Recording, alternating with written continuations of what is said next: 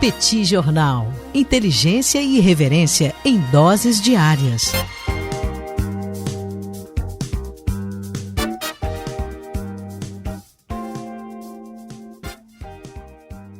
Olá, gente, bem-vindos, bem-vindas para mais uma edição do Petit Jornal, hoje com um convidado especialíssimo, nosso amigo Ariel Palacios, para falar um pouco sobre Copa do Mundo, né? E a Copa do Mundo não só do ponto de vista esportivo, mas também como elemento político importante.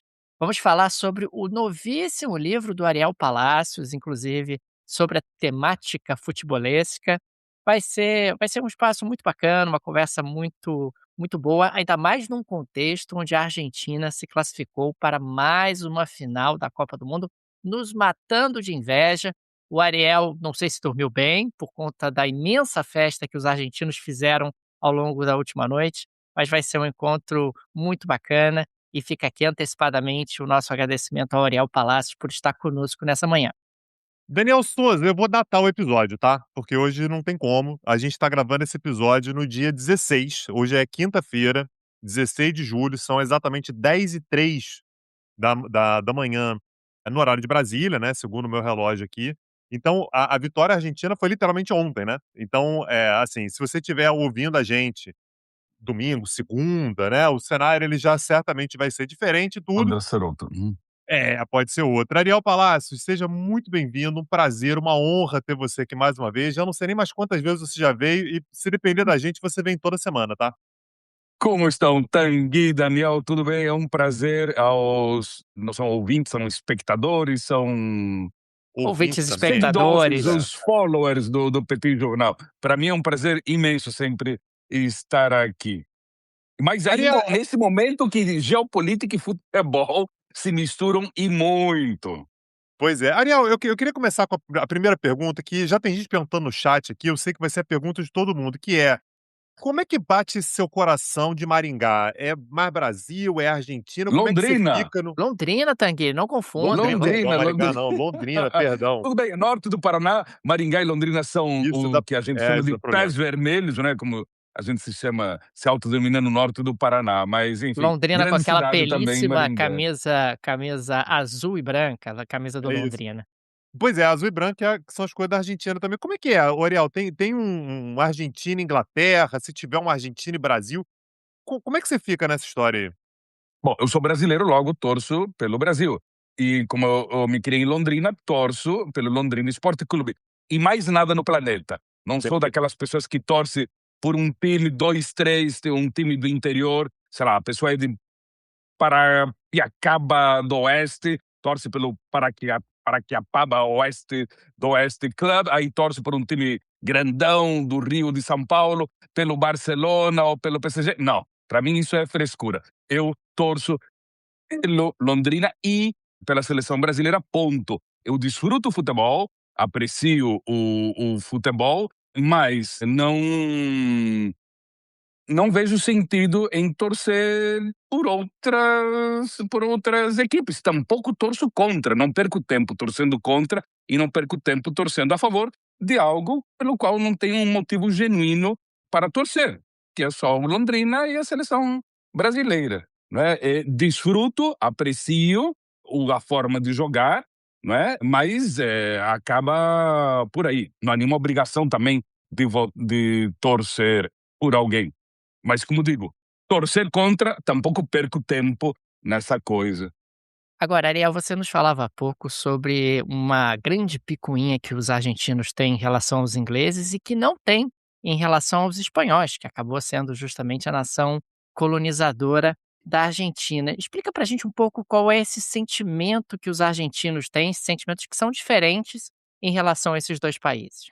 É algo muito peculiar, Daniel, porque, por exemplo, em relação à Inglaterra, existe uma birra colossal, não só pela Guerra das Malvinas, porque 1806, 1807, e são dois eventos que não têm tanto ibope fora da Argentina, ocorreram duas invasões inglesas a Buenos Aires, e os ingleses, em ambas invasões, foram expulsos pelos portenhos, que ainda eram colônia da Espanha. Só para dar o contexto, naquela época, a Inglaterra estava em guerra com a França de Napoleão, mas com a aliada da França, que era a Espanha. Então, os ingleses tentavam atacar diversos pontos do Império Espanhol, e uma das ações foi no que era, na época, a periferia da periferia, os cafundós da periferia do Império Espanhol, que era a Argentina, que era Buenos Aires. A Argentina não existia naquela época. Então você tem essas duas invasões inglesas, que o grande orgulho dos portenhos, dos habitantes de Buenos Aires, é de ter expulso os ingleses nessas duas ocasiões.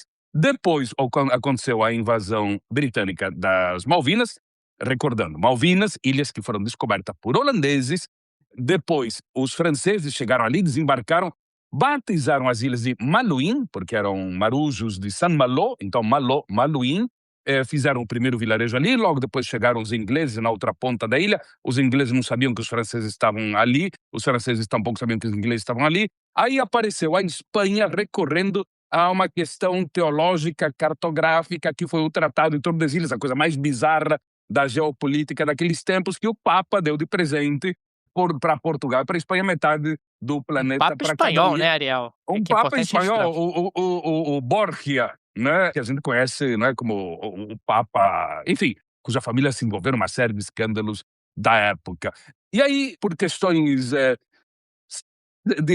invocando o sobrenatural, os poderes celestiais, o planeta foi dividido, e a Espanha disse, não, o Papa, que é representante de Deus na Terra, me deu esse pedaço aqui onde estão as Ilhas Malvinas, né? E aí, finalmente, os franceses foram embora, os ingleses foram embora prometendo voltar, né? E aí ficaram os espanhóis e os pinguins. Mas em 1810 começaram as guerras de independência da região, da América do Sul, e os espanhóis removeram o destacamento militar que havia ali, e as ilhas ficaram só com os pinguins, porque não havia uma população prévia nas Malvinas, não havia povos originários nas Malvinas, era uma ilha totalmente, um arquipélago totalmente deserto. Ficaram só os pinguins e as gaivotas, até que o governo de Buenos Aires, porque a Argentina ainda não estava constituída como um país em si, depois da independência mergulhou em guerras civis, mandou colonos, uns 200 colonos, que chegaram em 1827, foram expulsos 6 anos depois, em 1833, pelos ingleses, e os ingleses ficaram ali até hoje, exceto 2 meses e meio, durante a Guerra das Malvinas, quando o ditador Leopoldo Fortunato Galtieri enviou tropas às Malvinas, e aí iniciando a guerra homônima Guerra das Malvinas, onde as tropas de Galtieri foram derrotadas, a democracia voltou à Argentina, primeiro país que voltou à democracia no Cone Sul, basicamente graças a essa derrota militar, e 4 anos depois, 1986, a Copa do México, na qual os argentinos tiveram a sua vendetta, a sua revanche, por intermédio da mão de esquerda de Maradona, no gol com a mão de Deus, né? Um gol de handball. Né? Não, eu me confundi agora, você falou que tinha sido a mão do Maradona, mas o que eu sabia era que a mão era de Deus, né? Não era isso? A Maradona disse depois, não, essa era a mão de Deus. E isso acabou gerando, anos depois, a criação da Igreja Maradoniana. Mas essa é outra história. Né? Agora... E o segundo gol com o pé, que é um gol de futebol mesmo, não era handball, que nem o primeiro, um gol brilhante, no qual todos os jogadores acharam que o Maradona ia fazer o seu clássico zigue-zague, e Maradona, inesperadamente, foi em linha reta e passou por todo mundo e fez esse outro gol que a FIFA classificou como o gol do século. Então, todo esse contexto, né, na qual as crianças argentinas, desde o jardim da infância, ouvem das suas professoras, as Malvinas são argentinas, as Malvinas são argentinas, não é? E uma reivindicação diplomática que todos os governos argentinos fazem desde o fim da guerra, e por isso você tem esse cenário, né, de grande, como se o jogo contra a Inglaterra ontem já fosse como a final da Copa do Mundo. E, portanto, se os argentinos perderem contra a Espanha, eles já vão estar satisfeitos de terem derrotado a Inglaterra. Né? É uma coisa impressionante o foco tão descomunal em cima da Inglaterra nesse caso. Uma rivalidade que deixa no chinelo a rivalidade da Argentina com o Brasil, a rivalidade da Argentina com o Uruguai, a rivalidade da Argentina futebolística com o Chile, porque primeiro, o Uruguai é a mais longa rivalidade existente no continente americano em matéria de futebol. 125 anos de rivalidade, 200 e tantos jogos, o dobro dos jogos que a Argentina tem com o Brasil. Né? E com o Chile, por causa da Copa América, que o Chile venceu em 2 ocasiões a Argentina, com Messi na seleção. E com o Brasil, a grande rivalidade, especialmente nos anos 60 e 70, que depois ficou de escanteio devido à Inglaterra. Tanto é que aqui os cânticos são El que nos falta são em inglês, que não pulam em inglês. Já viram que a torcida argentina sempre está pulando, os jogadores também, não é? Então, e é uma frase que se diz, não só no jogo contra a Inglaterra, El que nos falta são em inglês, que não pulam em inglês, se diz num jogo Boca River, num San Lorenzo Vélez Sarsfield, num jogo Argentina-Brasil, num jogo Argentina-Alemanha, seja lá o que for. Eles estão jogando contra o Brasil, mas eles estão pensando nos ingleses, por exemplo. Então, não há nada parecido no resto da região em relação a isso. Mas com a Espanha, não há esse tipo de rivalidade. Voltando à pergunta do Daniel, né? Embora você tenha sido a potência colonizadora, não existe nem essa relação de ódio e de amor que existe entre o México e a Espanha. Há uma conexão cultural fortíssima entre México e Espanha. Tanto de ódio pelos massacres cometidos pelos espanhóis na época da colonização, quanto da identidade cultural impressionante que existe entre esses dois países, essas duas sociedades, né? Como a Argentina acabou recebendo mais da metade, aí existe outro fenômeno interessante. Há uma relação de carinho entre a Espanha e a Argentina, de certa forma. Há uma comunidade argentina imensa na Espanha, desde os tempos da ditadura. Muitos argentinos se exilaram em Madrid e Barcelona na época da ditadura, e depois foi uma massa imensa de argentinos na época das várias crises econômicas, especialmente de 2001, 2002. E a Espanha é uma das maiores investidoras estrangeiras na Argentina. Então, é uma relação diferente, nada a ver com a relação que existe com a Inglaterra nesse âmbito. Ariel, e essa questão das Malvinas é uma questão que vai muito para o campo, né? E quando a gente fala sobre isso, a gente lembra muito de 86, né? Dos gols do Maradona. Aliás, o Pelé que me desculpe, tá? O Carlos Alberto Tosco me desculpe. Realmente, o gol do Maradona é um negócio inacreditável, né? Aquele que ele faz lá em 1986. Ainda tem o fato do gol ser de mão, me parece que torna a coisa mais saborosa, né? Vocês roubaram as Malvinas da gente, a gente foi lá e roubou um gol de vocês. Agora, esse era um tema, não sei se você sabe, né, mas esse era um tema que era valorizado desse jeito pela sociedade argentina antes de 82, porque ontem mesmo, né, em campo, eles estavam com uma bandeira, né, Las Malvinas são argentinas, isso está em tudo quanto é lugar, no futebol isso é uma coisa muito carregada. Antes de 82, esse era um tema tão corrente na Argentina assim, ou foi a guerra que trouxe a questão como assunto cotidiano? Era um assunto burocrático. Perfeito. Era um assunto basicamente burocrático. Tanto é que depois da chegada dos ingleses nas Malvinas, do início da ocupação em 1833, até que um governo argentino emitiu a primeira declaração de reivindicação, de protesto em relação à presença britânica nas ilhas, passaram décadas. Fim do século XIX, início do século XX, havia uma relação muito forte entre Buenos Aires e Londres devido aos investimentos britânicos na Argentina, ferrovias, comunicações, né? Inclusive a própria influência do futebol. Os grandes clubes argentinos, parte dos grandes clubes argentinos tem sonoros nomes ingleses. Né? O River Plate, não é Clube Rio de la Plata, River Plate, né? O Banfield, o Hurlingham, o Chaco Forever, um time lá do norte da província do Chaco, News Old Boys.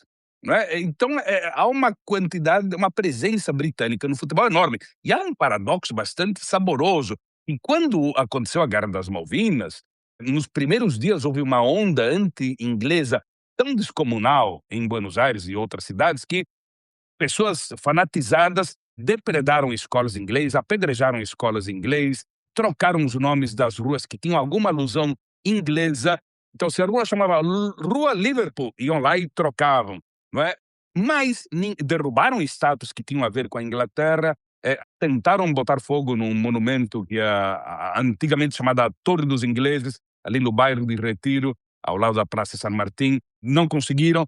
Agora a torre se chama Torre Monumental, que é uma torre muito bonita, que inclusive ainda tem ali o escudo britânico ali feito, esculpido ali na base dessa torre, mas não mexeram nos nomes dos clubes de futebol. Teve até um bar, o bar britânico, que na pressa os caras, o garçom, o dono, todo mundo desesperado, falou: o que a gente faz? Não dá, vamos abrir amanhã cedo e tá ali bar britânico, ali no bairro de San Telmo. O que a gente faz? Não dá tempo de apagar e pintar outro nome. Apaguemos só a primeira sílaba e ficou bar tênico. Só voltou a ser bar britânico anos depois da guerra. Então, mas ninguém mexeu no nome dos clubes de futebol. Por quê? Peraí, se você tem uma onda anti-inglesa tão forte, como é que você não troca o nome desses sonoros, não é, nomes em inglês dos clubes de futebol? Mistérios, nem Freud entenderia. Mas agora já não lembro mais qual que tinha sido a tua pergunta original. Não, você já respondeu, que Me era a questão perdi. burocrática, né, como é que eram as Malvinas antes de 82, mas Sim. tá Então, plenamente antes de 82, as crianças aprendiam nas escolas. Las Malvinas são argentinas, como sempre, mas a coisa estava como meio engavetada.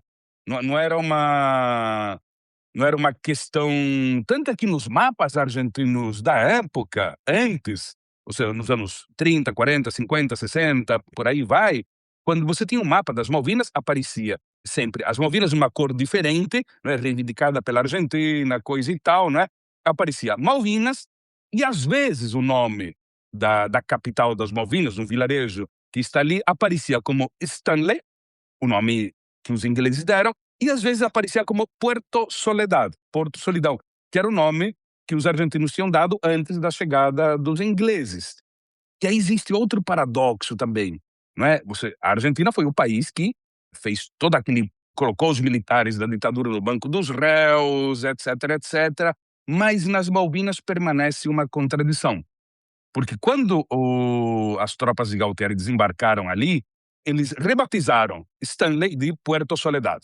No dia seguinte, rebatizaram como Puerto Rivero, em homenagem a Gaucho, que era o habitante dos Pampas, que morava ali nas Malvinas, era meio como um vaqueiro e supostamente resistiu aos invasores ingleses até que foi preso e enviado de volta para Buenos Aires. E no terceiro dia, Galtieri colocou o nome de Puerto Argentino.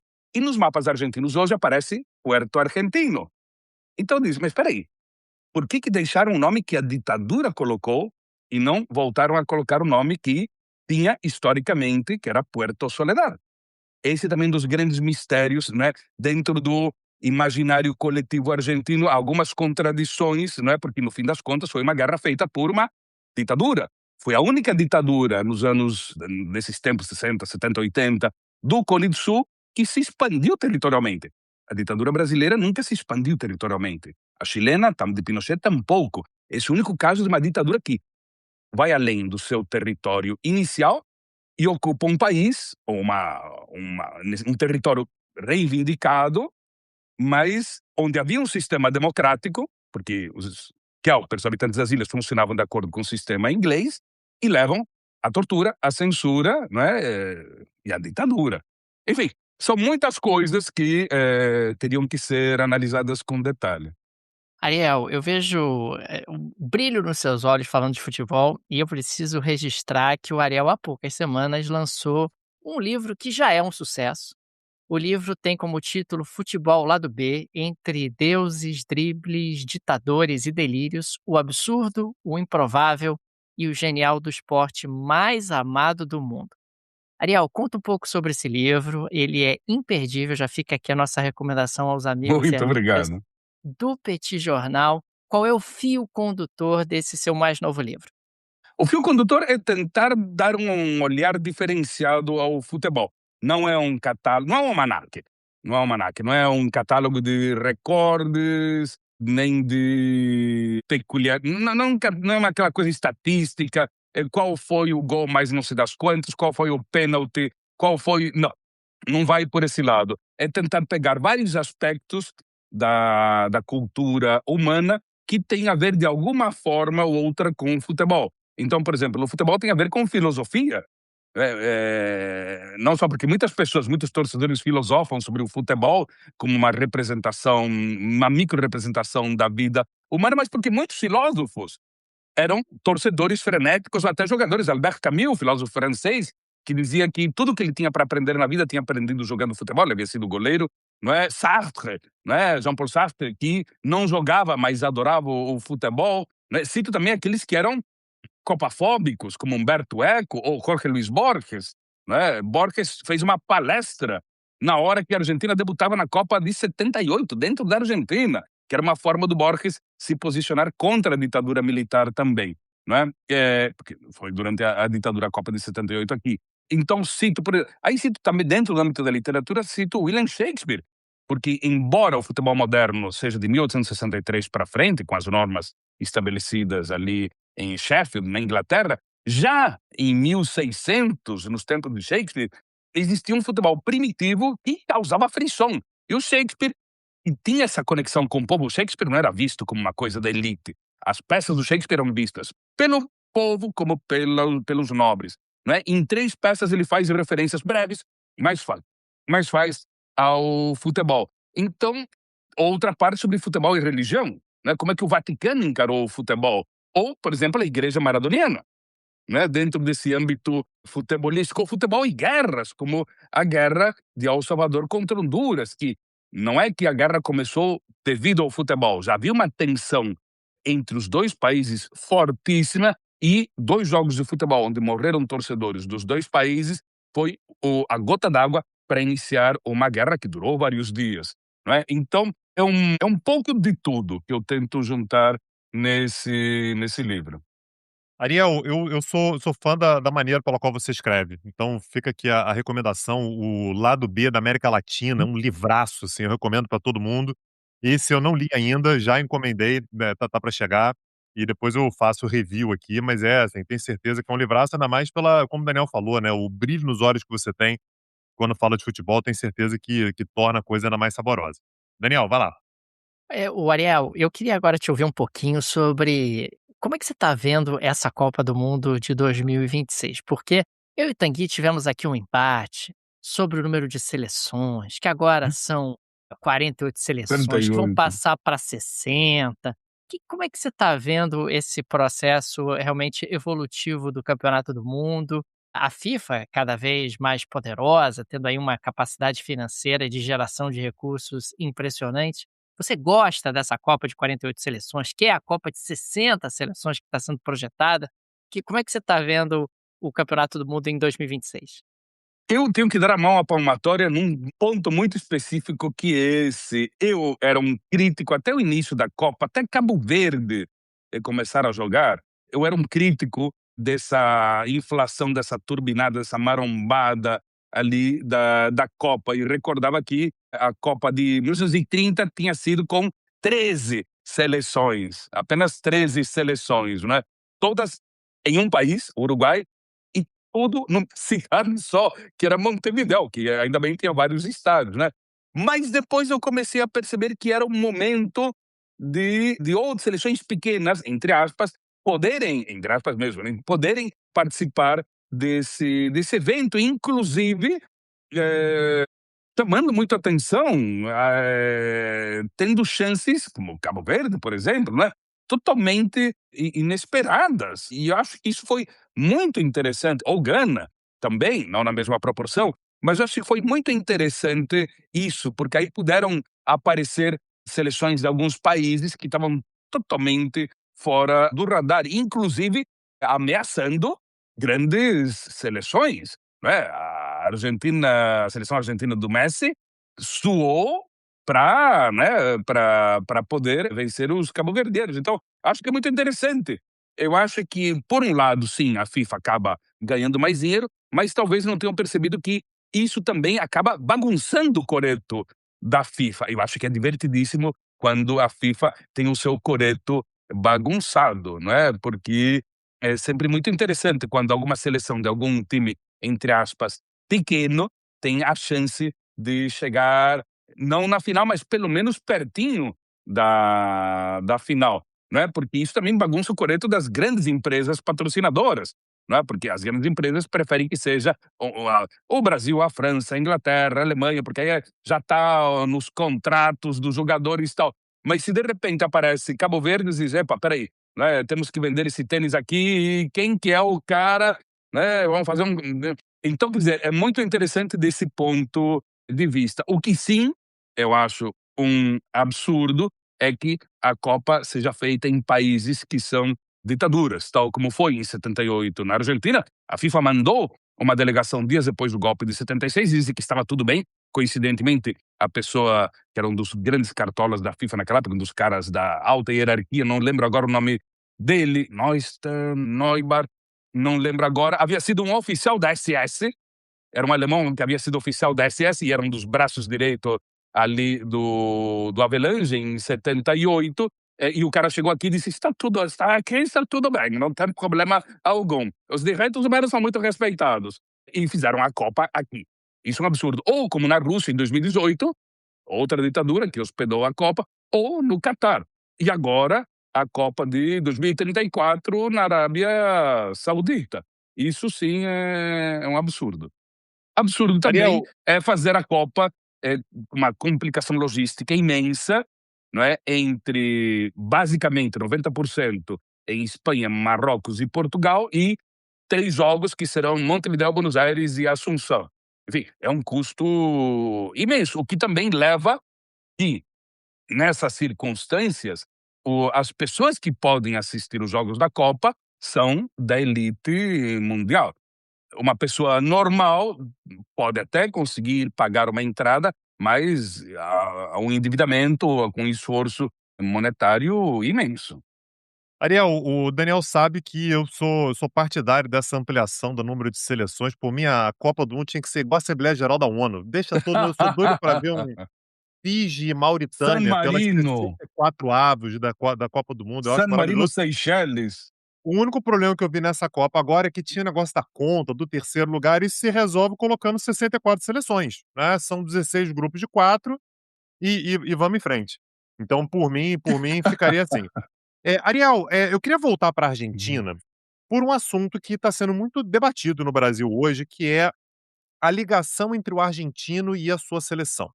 É diferente. E, aliás, eu diria que é diferente de qualquer outro país, assim, eu não vejo nenhum país em que a torcida local, ela seja aficionada pela sua seleção num nível que a gente costuma ver com clube, né, a capacidade de se emocionar, a capacidade de sentir que a vitória da seleção é a sua vitória. A gente torce pelo Brasil, pô, eu fiquei muito chateado quando o Brasil não passou da Noruega, achei um absurdo não passar e tudo, mas não me dói igual eu imagino que seria a dor de um argentino no momento em que ele eventualmente perdesse qualquer fase, ainda mais para a Inglaterra. Como é que você vê essa relação do argentino com a seleção do país? É uma relação bastante nova essa. Ah, é? É bastante nova, é de 22 para cá, basicamente. E é muito interessante, porque as audiências de televisão, durante décadas, sempre foram mais altas. Quando era o clube do torcedor, sei lá, era um River Boca, era um Racing versus Independiente, as audiências sempre ali subiam muito mais. E, às vezes, as audiências da seleção argentina não eram tão relevantes quanto. E isso especialmente de 90 até 2018, ou seja, todos os anos que a Argentina foi perdendo. Então, o grande frisson dos argentinos pelos seus clubes locais, isso por um lado, não é? Essa mania de, eu sou de Córdoba, torço pelo Talleres de Córdoba e também pelo River ou pelo Boca, isso é algo bastante recente. No Brasil é muito mais antigo. Essa coisa de você torcer para um clube local e outro da cidade grandona, né? Então, sei lá, o cara que é como digo, de alguma cidade do interior e também pelo algum clube do Rio ou de São Paulo. Isso na Argentina é bem mais recente, é dos anos 90, 2000 para cá. Então havia um nexo muito mais forte. Mas, inclusive, isso foi um levantamento que eu fiz toda a Copa. Eu cheguei aqui em 95, então desde 98 fiz esse levantamento com a polícia de Buenos Aires. O trânsito na cidade de Buenos Aires oscilava quase sempre em 30 e poucos por cento na hora do jogo da seleção. Espera aí, então, não é como no Brasil que para tudo. Você pode deitar no meio de uma avenida e não passa um carro por cima, porque está todo mundo vendo o jogo. Não, em Buenos Aires o movimento continua, inclusive agora. Não na mesma proporção, que foi nesse período que eu citei, de 90 a 2018, né? Então, quer dizer, você via que uma série de pessoas não estavam vendo o jogo. Que a vida continuava normalmente off-Copa, não é? E com a participação em 2022 na Copa do Catar, e que de novo os argentinos eles tiveram um título mundial, aí a coisa mudou. E aí houve um interesse crescente pela seleção. E também devido a, digamos assim, as personalidades que integraram o plantel do técnico Lionel Scaloni, não é? Então não eram personalidades de tanto confronto, como era, por exemplo, o Maradona, que brigava com todo mundo, não é? Então isso fez com que também houvesse uma série de alterações no comportamento dos argentinos em relação à seleção, não é? É difícil comparar com tempos passados, porque quando não havia a mesma. Durante décadas, os jogos não foram transmitidos pela TV, não era ou ir no estado e tal. Eram outras épocas, então não sei como teria sido isso nos anos 30, 40 e 50, né? Mas neste período caiu e agora, desde a última Copa para cá, a coisa voltou a crescer e muito. Mas existe outro fator também, que não é o clube, não é a seleção, é outro fator, é o fator Messi. Em 22 e agora as pessoas gritam mais viva Messi, ou Messi, Messi, Messi, do que Argentina, Argentina, Argentina. Tá tudo Messi-cêntrico, tá tudo focado no Messi. E as pessoas em 22 diziam, o Messi tem que ter a sua Copa. Não a Argentina tem que ter a sua Copa. Era o Messi tem que ter a chance de ter a sua primeira Copa, ou sua última Copa. Ninguém sabia. As pessoas achavam que o Messi ia se aposentar depois de 22, não é? E agora Messi tem que ter a sua segunda Copa, superar Maradona, né? Então e ontem foi o primeiro jogo do Messi contra os ingleses. Ele não tinha tido uma chance ainda. A última vez que houve um jogo Inglaterra-Argentina foi há 21 anos. Messi era bem novinho, mas havia sido expulso de um jogo anterior e não pôde participar. Não foi escalado. Então essa era a primeira Copa, o primeiro jogo de Messi contra os ingleses. Então o que fazia com que todo esse simbolismo fosse muito mais alto. Mas é muito engraçado. Os gritos são, por um lado, sim, sobre a seleção. Mas a maior parte dos gritos são sobre o Messi, respaldando o Messi em si. E eu acho que isso já puxa até espaço para uma próxima pergunta, Ariel. Se o Messi superou o Maradona, porque durante muito tempo, pelo menos aqui no Brasil, havia a percepção de que os argentinos gostavam do Messi, etc., tinham simpatia por ele, mas que nada superava ali o Maradona, e me parece que futebolisticamente não há nenhuma dúvida de que ele já superou o Maradona. E aí aproveito e já emendo até uma segunda pergunta sobre como está lidando o governo do Javier Milei com esse sucesso da seleção. Porque surgiu uma sátira no Brasil aqui há poucos dias, depois da eliminação dos Estados Unidos do Campeonato Mundial, que o Milei poderia oferecer a seleção argentina de presente para o Donald Trump. Então seriam justamente esses dois elementos. Já dá para dizer que o Messi superou o Maradona no coração dos argentinos? E como é que está o Milei diante desse sucesso todo da seleção nacional?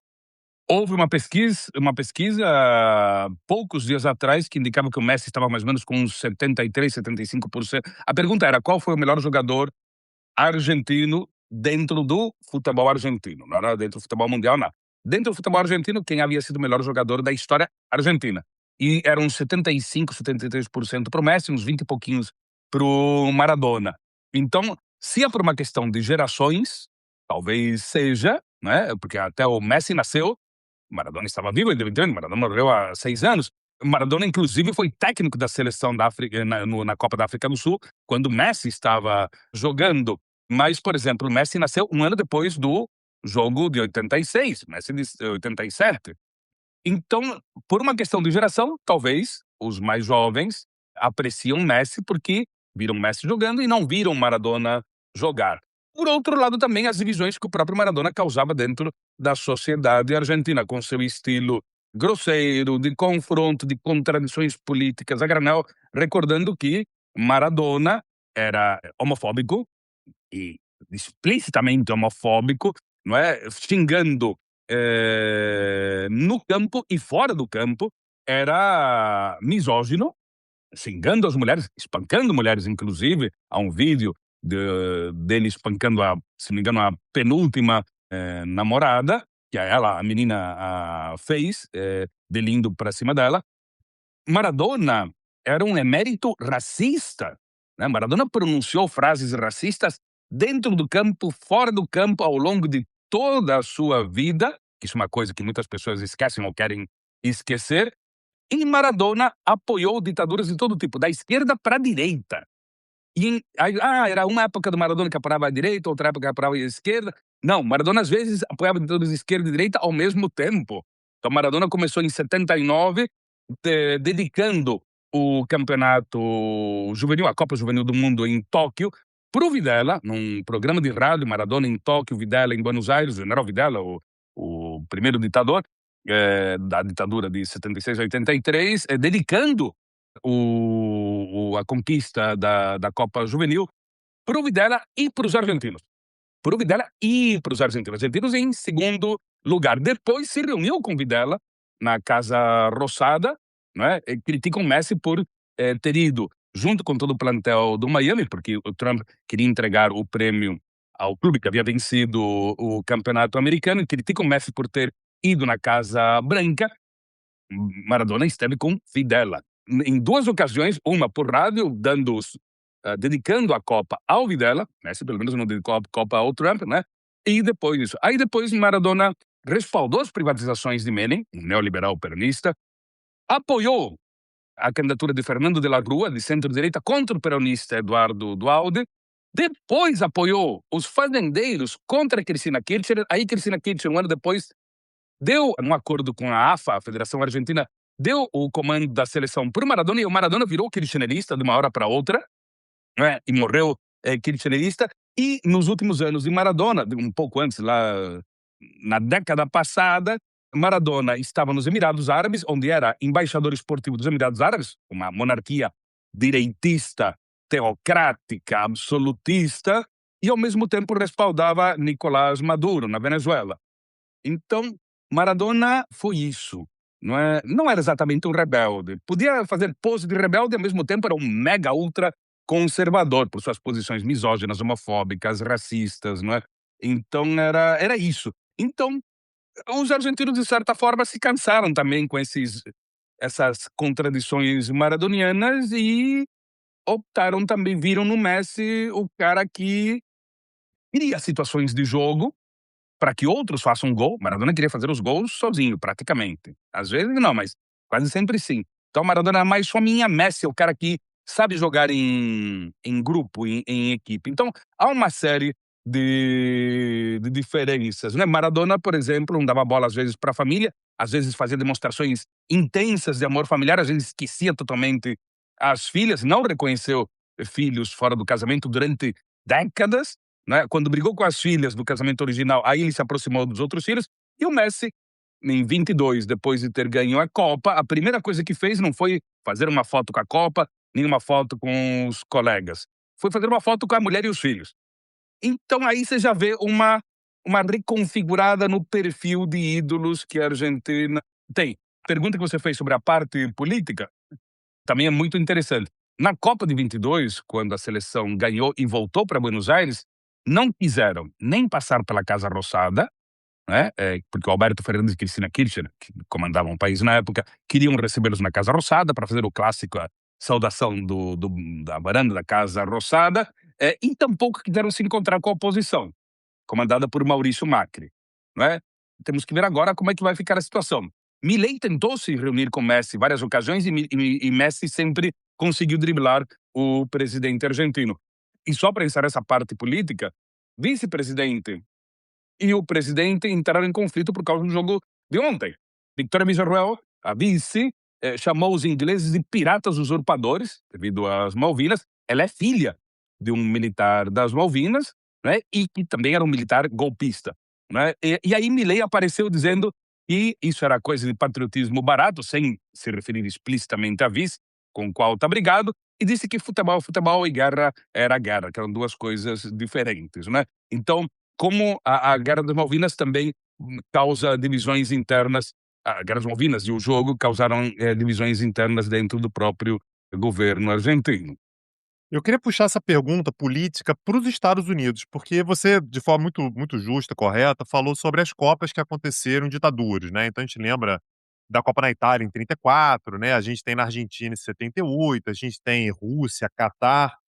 Agora, essa Copa de agora, ela acontece em 3 países democráticos, né? Então Estados Unidos, México e Canadá, mas os Estados Unidos com sérios problemas, né? Assim, em termos de acesso de estrangeiros, até acesso de delegações. Aliás, a própria imagem do Messi sendo revistado da cabeça aos pés no aeroporto era até engraçado, ele rindo da situação, né? Que Que coisa estranha, né? É o Messi, não é possível que ache que eu vou contrabandear alguma coisa, que eu vou entrar armado. É o Messi, né? A arma dele é a perna esquerda, talvez, né? Que realmente é perigosíssima. Mas como é que você viu, como é que você acompanhou daí, né? Claro que você não estava nos Estados Unidos, mas como é que você acompanhou à distância essa situação de um Trump que tenta usar a Copa para se mostrar hiperpoderoso, né, para se mostrar como uma pessoa que não tem qualquer limite ao seu poder, que pode fazer tudo, inclusive anular um cartão vermelho, né, contra um jogador norte-americano que deveria estar suspenso e acabou jogando contra a Bélgica. Nisso sim, aí quando antes a gente falava da expansão do número de países de Copa e tudo isso, não é que eu disse que eu tinha que dar uma palmatória, no que sim, eu resgato a Copa de 30 de novo, com apenas 13 seleções, independentemente do número que teve lá, é que foi a única Copa de futebol raiz da história das Copas do Mundo.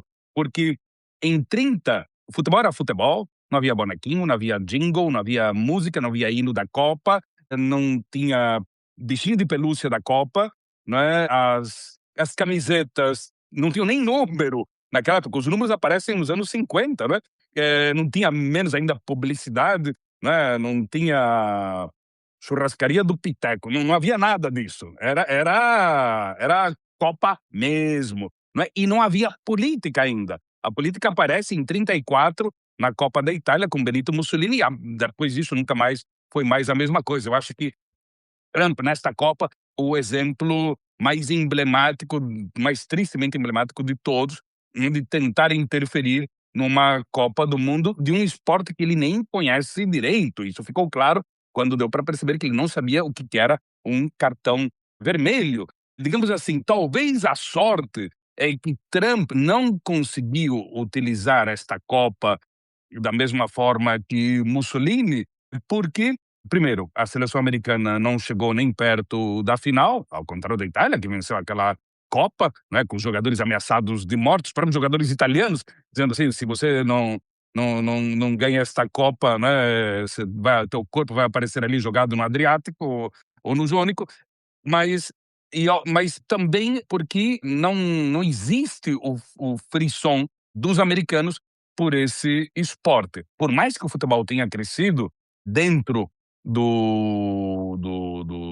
da apreciação, do gosto do público americano, especialmente o futebol feminino, isso sim, né? Mas o futebol masculino, ele ainda não está entre os 5 principais esportes.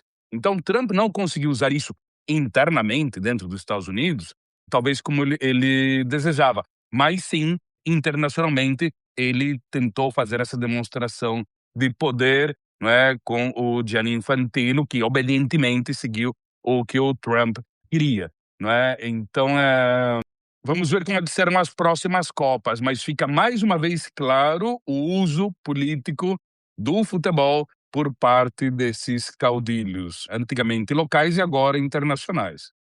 Ariel, eu queria agora pedir um pouco da sua análise futebolística, né, pelo seguinte: no Brasil, nós temos aqueles que já começam a ficar muito pessimistas, não sei por quê, será que voltaremos a ter um caneco? Voltaremos a ver o Brasil campeão do mundo em nosso tempo de vida? E claro que quando a gente contrasta com o futebol argentino, a coisa fica ainda mais evidente. E aí eu vou acabar vou pegar uma frase, né, do Diário Olé de 2002, e que eu acho que ela se aplica agora ao contrário. "Por que ellos e no nosotros?", Ariel, o que que a Argentina tem que nós não temos hoje? E se você confia que o Brasil volta a ganhar uma Copa do Mundo num futuro não tão distante? Não, sim, isso tenho certeza. O Brasil voltará a ganhar Copas, várias, no futuro, não sei quando, mas com certeza voltará a ganhar. Sobre o fator Argentina é difícil calcular, porque muitas vezes, isso não só no Brasil, na Argentina, em vários países, dizem: ah, esses jogadores não jogam em conjunto porque todos jogam no exterior. Se bem que lá no exterior eles acabam jogando em conjunto também. Um cara tá no Milan, outro no PSG, acabam tendo os embates dele. Aqui era River, aqui era Boca, não é? Então, no fim das contas, acaba acontecendo isso lá fora também. Isso por um lado. Por outro, antigamente era também o papo de não vão conseguir ganhar, seja lá onde for, porque boa parte da seleção está jogando na Europa e perderam o seu estilo original, estilo brasileiro, estilo argentino, ou seja, a malícia, não sei das quantas. Bom, os europeus também começaram a jogar com malícia, com ginga, não é? Então, talvez o estilo esteja mais homogêneo em todo o planeta. Os europeus não são tão europeus e os sul-americanos não são tão sul-americanos como eram antigamente. Então, todo esse futebol mudou. Eu não encontro uma explicação exata para isso. Talvez uma única coisa, que é a presença de Messi na seleção argentina, exclusivamente uma questão ultrapersonalista, sirva como catalisador que faça com que a seleção argentina consiga funcionar. A grande pergunta é, a partir do momento em que Messi não esteja mais jogando, e eu não consigo imaginar Messi como técnico, como é que vai ser o desempenho da seleção argentina? Talvez sem Messi. Imaginemos Messi machucado, ou Messi mesmo, agora já se aposentando, que para a próxima Copa ele vai estar com 43 anos, então indica que esta é mesmo a última Copa de Messi? Talvez, mas digamos assim, as imensas chances que é mesmo a última Copa de Messi. Como é que vai ficar a seleção sem Messi no comando? Não é? Porque tanto Messi consegue liderar tanto a ala mais velha, entre aspas, da seleção, que já participaram de outros jogos com ele, quanto as novas gerações, né? Os rapazes de 20 e pouquinhos anos, né? E a turma que está 35 mais, né? Então, sem Messi, como é que fica isso?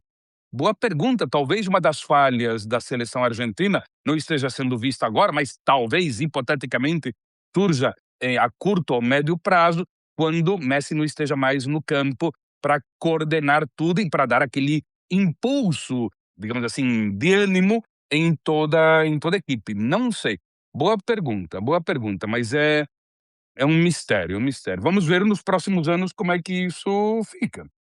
Lembrando que Messi se aposentou da seleção em 2016, né, e o que se falava de Messi era: só joga pelo Barcelona, na Argentina não consegue jogar, aquela coisa toda. A Aí virada aí Messi dele disse: "Tchau, vou embora, desculpem", chorando, aquela coisa. Maradona é xingando o isso, Messi, não é é? isso. Maradona tinha essa coisa de muito de temer o surgimento de Messi e tinha um comportamento passivo-agressivo. Xingava o Messi, depois falava: "Ai, ele é tão legal", xingava o Messi: "Ah, mas é um jogador tão bom", não é? Messi desistiu, houve uma onda aí quando o Messi desistiu, os argentinos ficaram em desespero total. Criancinhas escrevendo cartas pro Messi: "Messi volta!", pessoas fazendo publicidade, empresas: "Messi volta!". Aí Messi, 2, 3 meses depois, voltou, todos os argentinos respiraram aliviados e nunca mais ficaram xingando o Messi, porque o Messi tinha um estilo muito catalão de jogar, porque Messi não sabia cantar o hino nacional direito e tantas outras coisas do estilo, né? E me parece que a virada dele foi aquela final jogada no Maracanã, né, da Copa América, se eu não me engano, né, que ele ganha um título pela Argentina depois de muito tempo, logo depois vem a Copa do Mundo, e ele arrebenta na Copa do Mundo. Eu lembro inclusive que as primeiras Copas do Mundo do Messi, elas eram meio frustrantes, né, assim, um grande jogador, mas que não conseguia ser aquilo tudo, né, aquilo que se esperava dele e tal. A comparação com o Mbappé agora é muito interessante, né, o Mbappé muito jovem, conseguiu arrebentar na Copa do Mundo. O Messi ele vai conseguir arrebentar de fato em Copa do Mundo nas últimas 2, né, 2014 no Brasil ele jogou bem, mas não foi, o Messi que ele é hoje.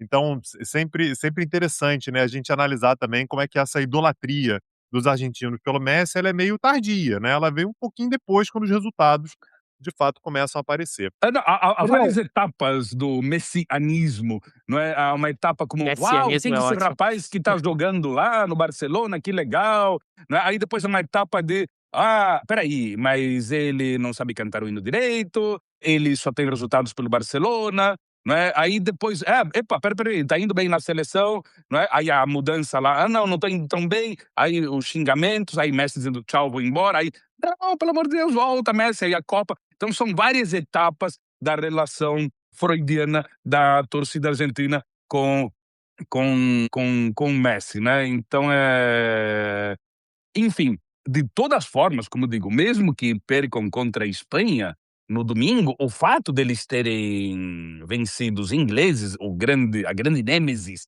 né, o grande rival no imaginário coletivo argentino, porque não está na mesma direção do lado britânico em relação aos argentinos. os ingleses, perdão, para os ingleses, o grande rival é a Alemanha. Não é a Argentina, mas para os argentinos, sim.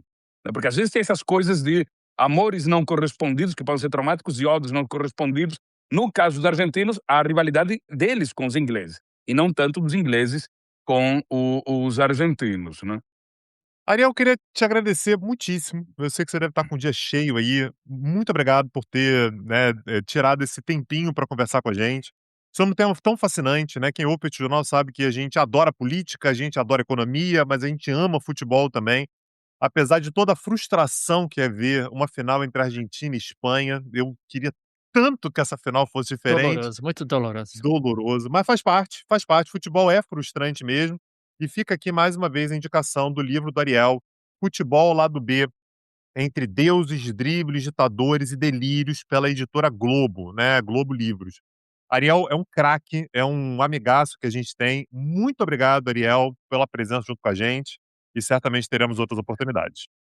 Eu que agradeço e faço um apelo para que colegas jornalistas não coloquem títulos como Flamengo versus Tango, não caiam nesse clichê, pelo amor de Charles Darwin, não é? E recordando que depois desta Copa, a realidade volta e pesada para a Argentina. E até peguei esse aqui do La Nación, que são 12.705 empresas que fecharam nos últimos 12 meses e 28 mil nos últimos 2 anos. Então, aí a realidade volta em peso à Argentina. Tal como na Copa de 22 também. A celebração durou uma semana e depois os argentinos voltaram a se ocupar com o governo da época e agora com este governo e viver na crise econômica. Ariel, já fica o convite para você voltar e falar sobre a realidade, a retomada da realidade na Argentina depois do final da Copa do Mundo. E fica aqui o nosso agradecimento. Muito obrigado pelo papo, Eu que agradeço a pelo vocês. compartilhamento de tanto conhecimento. E uma vez mais a recomendação fortíssima para o mais novo livro do Ariel Palacios. Obrigado, Gente, um abraço. Daniel Itangui. Nos vemos. Até a próxima. Valeu. Petit Jornal. Inteligência e irreverência em doses diárias.